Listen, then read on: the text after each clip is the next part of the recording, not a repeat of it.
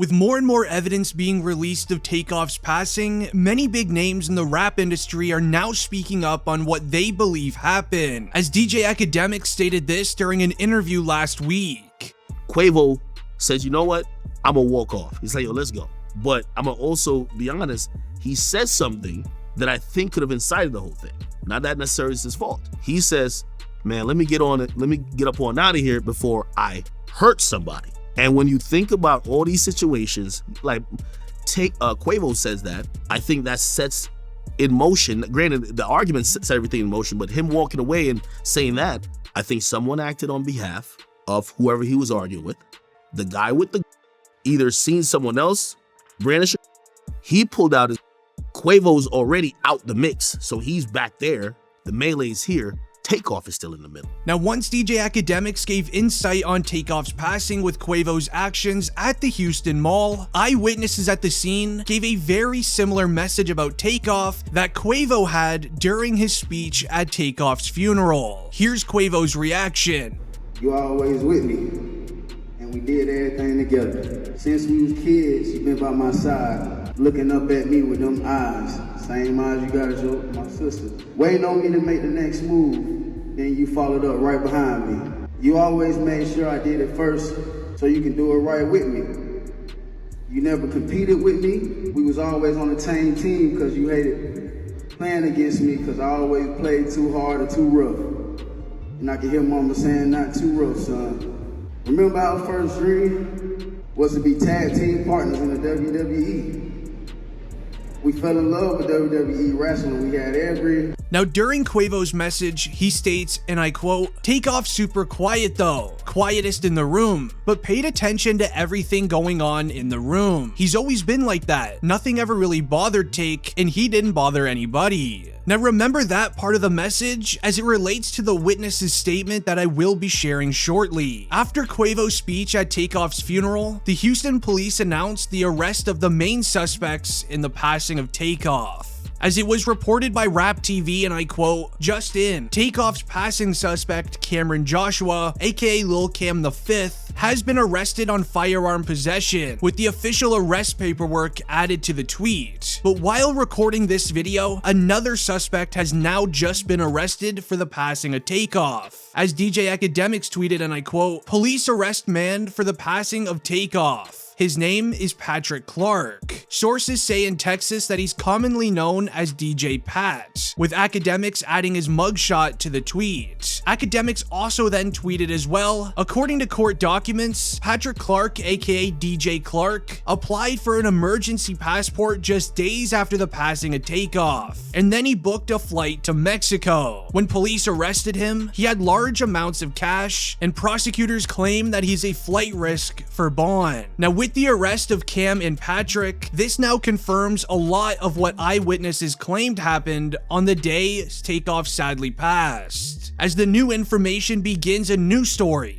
saying how the night begins with Quavo, Takeoff, MigoBands, and the driver of their vehicle being invited to a Halloween party hosted by J Prince Jr. This party consisted of many music reps, businessmen, as well as street members. The Halloween party starts with Quavo and Takeoff performing a few songs at the beginning of the event, before attending an after-party room to relax in. In this party room, there was many people playing games of dice in exchange for cash, and it was at this moment where Quavo then noticed something. In a video screenshot that was taken, Quavo is giving suspect number 2, Cameron, a very ugly look. Almost a look that he knew that he was up to no good at this party. Cameron wore a yellow sweater on this entire night. Now, it's very important to remember that as well. Now, after that was complete, Quavo, Takeoff, and MigoBands were then seen walking through a shopping center in Houston, Texas. Alongside them was a 50 lump sum of people walking around that were friends and acquaintances of J Prince Jr. Now, inside of this shopping center is a bowling alley called 810 Billiards and and Bowling Houston's. There was up to 50 people at this location, standing in a circle, playing more games of dice like they were doing in the after party room. Now, reports state that Quavo was one of the 50 men playing dice, but that is now confirmed to be false, as Quavo was just an innocent bystander watching people play games of dice, as he most likely had friends playing. While watching people play dice, a man then walks up to Quavo. This mystery man starts calling Quavo a bunch of names right off the get-go. This then led into the man mocking Quavo for the way that he was playing during a celebrity basketball game just a few weeks prior. Now, Quavo is seen arguing back and forth with this individual, as Quavo is seen on video saying, "Man, I don't care about no basketball game." It was at this current time where Cameron in the yellow sweater is then seen walking up towards Quavo. Making his way through the crowd, Cameron is then seen standing no further than 2 to 3 feet away from Quavo. And with the arguing beginning to escalate between Quavo and this mystery man, more and more people start pulling out their cell phones and recording. Now, this gave us even more angles to where we then saw MigoBands start making his way over to the pile of people. MigoBands is then seen making his way through the crowd, trying to get near Quavo to see what is going on. You can tell this is MigoBands, as it's the exact shirt, Gucci bag, single chain, and snapback hat that he was wearing earlier in the vehicle with Quavo and Takeoff. With MigoBands making his way through the group, he then also stands beside Quavo. Now, footage reveals that MigoBands stood there wondering what is going on for a good minute or two, and Quavo then decides he's had enough arguing and begins to walk away from this man. When Quavo goes to turn his back and begin walking away, the man he was arguing with then swings towards Quavo, causing a very loud reaction from the crowd.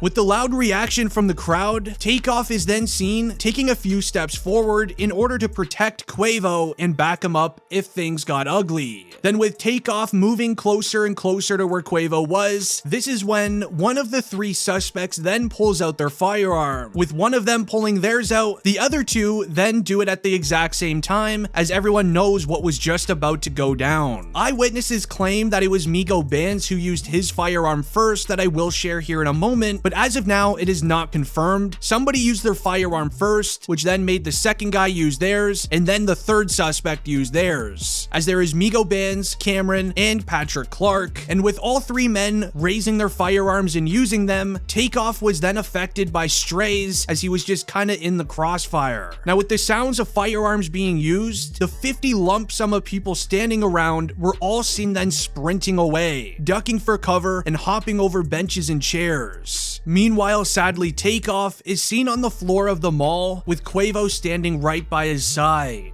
Now, sources mention this is Quavo's fault. Please do not even just listen to any of that nonsense, as eyewitnesses say Takeoff was affected by 2 strays, just minding his own business, getting ready to protect Quavo. As you also need to remember, with firearms being used all within a 10-foot radius, everybody was sprinting out of the mall other than Quavo. He stood there while firearms were being used, and he stood there beside his brother the entire time. He was not going to leave him even for a second. Now, many asked where Offset was during this incident. Sadly, it seemed he wasn't invited to the event due to small issues between him and Quavo. But Offset had this to say at Takeoff's funeral.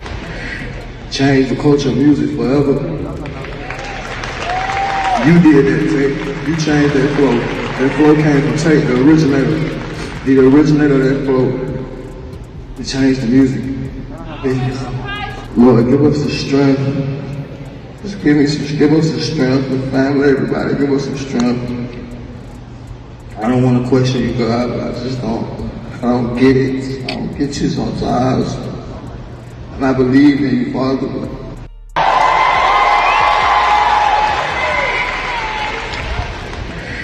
Change the culture of music forever.